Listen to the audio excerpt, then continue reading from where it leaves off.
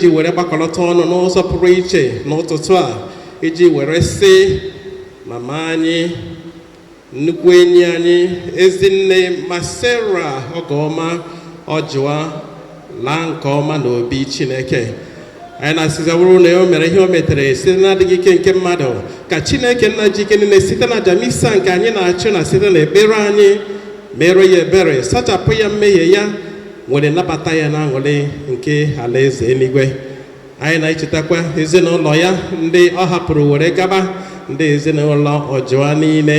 Anyị na-asị ụnụ ndonu ka na obi Chukwu gbaa unu ume n'oge dị otu a.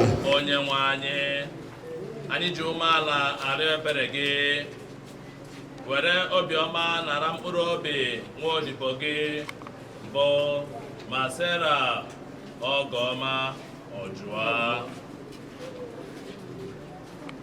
Mekwara ya ebere ọ bụrụ na o mehiere site n'adịghị ike nke anụ ahụ, biko gbaghara ya, tọpụ ya n'agbụ niile nke ọnwụ ka ọ gafee na ndụ ebighị ebi.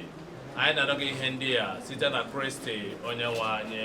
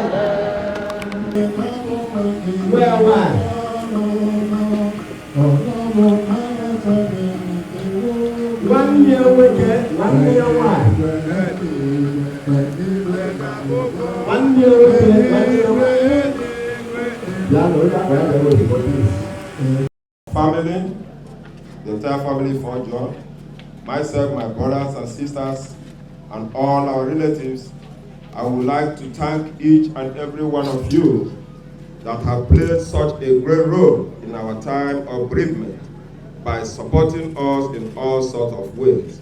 We really appreciate you all. May God continue to keep each and every one of you growing from strength to strength. Our mother meant so much to many people. She was a great woman. We all will definitely miss her so much.